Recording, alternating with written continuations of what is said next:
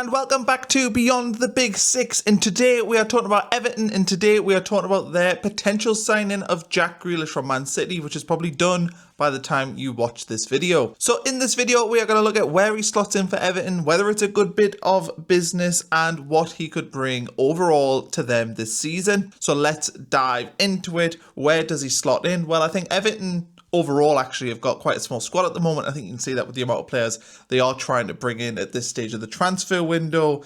In terms of attacking players, I would say their only true wingers are probably Dwight McNeil and Iliman Ndiaye. They definitely need to add to that. We've seen them linked to Tyler Diblin as well, and I think Jack Grealish is sort of the perfect complement to what they've already got. That this would be bringing in a very experienced, a very capable international player who is going to take Everton to the next level in terms of their attack. I think he does fit in there nicely. Their striking options as well, with Beto in there, with Barry who's just come in. They are big, they are physical, they will thrive on good service, and I think you can see with Everton's recruitment that it's going to be about getting balls into the box.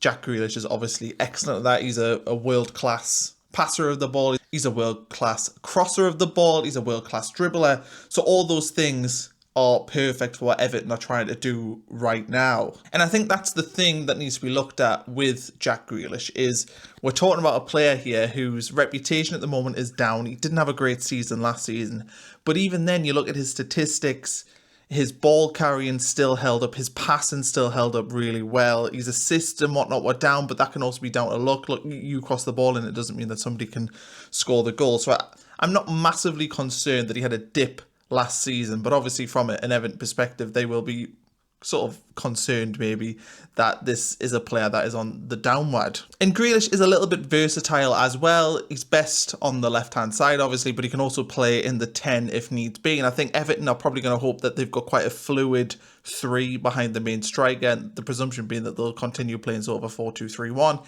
I would guess that their hope is that they'll be able to move the bodies around, and it'll make it hard for defences in the Premier League to know what's happening. So I think Grealish, obviously you'd want him playing off the left, but if needs be, you can move him into the centre. He's even played in central midfield for Man City at times. So he is quite versatile, and I'm sure you could even do a job on the right-hand side if needed, if there were injuries and whatnot. And in terms of what he could bring, I touched on that a little bit, but I think Grealish at Aston Villa and Grealish at Man City are kind of two different players. I think at Aston Villa, he was the talisman. Everything went through Jack Grealish. It was all built around him, get the ball to him, see what he can do, see if he can create something. And it worked really, really well for Aston Villa, and that's obviously why Man City paid a huge amount of money for him. When he's went to Man City, though, we've seen him become more of a sort of team player. I think he's become better defensively, but I think he's lost some of that personality, so to speak. I don't think he's as exciting a player to watch when he's been at Man City compared to when he was at Aston Villa. But I think this is where this move is exciting, because I think that Jack Grealish going to Everton will potentially rekindle that player who, personally, I used to love watching in the Premier League. I used to think Jack Grealish was the most exciting player in the Premier League when he was at Aston Villa, and that changed when he went to Man City. He had to adapt his game because he wasn't the main man anymore. He was one of 11 world-class players, whereas at Aston Villa, he was the best player. And I think that's going to be really interesting, whether or not he slots into that, and whether David Moyes sees him coming in and being that top dog like he was at Aston Villa. And that's going to be really interesting for fans to see whether or not that will happen. And I think with the way that Everton play, under David Moyes, they are quite defensively solid, but that means that they do rely on individual brilliance for moments. And I think Jack Grealish is perfect for that. He's the perfect player to provide big moments in big games. I know last season, Iliman Ndiaye and Dwight McNeil, in particular, Abdoulaye Doucouré, who's obviously moved on, but they had players who came up in big moments and scored big goals. And Jack Grealish is that for me. I think he is quite a big game player. He's played at the highest levels. He's won all the trophies he could win at club level. And I think him coming in there with being taught some other sides of his game at Man City. Like I said, I don't think he was as exciting, but I do think that Grealish at Man City was a positive experience, and he'll be a better player for it. I just think that Everton will have to try and tap into what Grealish was when he was at Aston Villa if they were to get the best out of him, because I think that would suit them. They want Jack Grealish to be the man, to be the big player that he was at Aston Villa, and I think that's what David Moyes is hoping to tap into. So is it good business? Well, I think on the face of it, you would have to say that it is, because this is a loan deal. It is therefore very low risk. You know, it's not like Everton are having to pay £40 million and not give a 5-year contract to a player who's, you know, in his late 20s. This is a loan deal to end the season. I think Grealish has 1 year left in his contract after this, so I'd expect if he does do really well that Everton would be able to sign him permanently, because, you know, with 1 year left, he's not going to command a huge fee.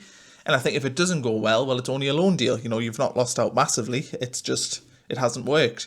So I think in terms of the business side of it, this is a really good deal for Everton. I don't know how the wages are split. I have seen that Man City are contributing, so I don't think Everton are going to be on the hook for probably around £150,000 a week.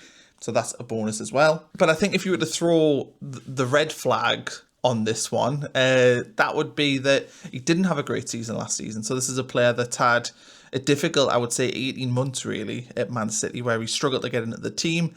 And I think that his confidence has gone a little bit. I don't think he is, as I said at the start, sort of the player that he was at Aston Villa or even at the start of Man City.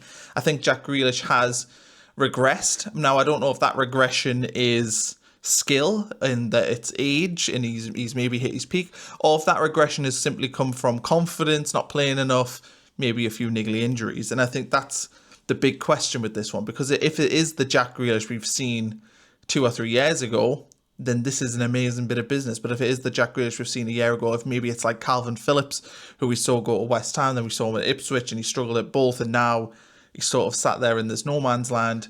I'm not saying Jack Grealish is that, but there is 2 ways that this can go. It can go the other way, where Jack Grealish is really on a downward trend and he isn't the player we've seen in the past, and Everton essentially carry this player this season who isn't contributing as much as they'd hoped. But I have a lot of faith that Jack Grealish is going to be able to find certainly close to his form at the end of his time at Aston Villa and the start of his Man City run. And I think as well, another factor to all this is the new stadium. And I think Everton having an exciting player like Jack Grealish there will really, really help that adjustment. I made a video a while ago about the issues that teams have had moving into new stadiums, and generally form goes down. But bringing in a player like Jack Grealish, maybe we could see that trend switch a little bit, because he is going to be perfect to get a fan base, you know, excited in the new home and see a top player.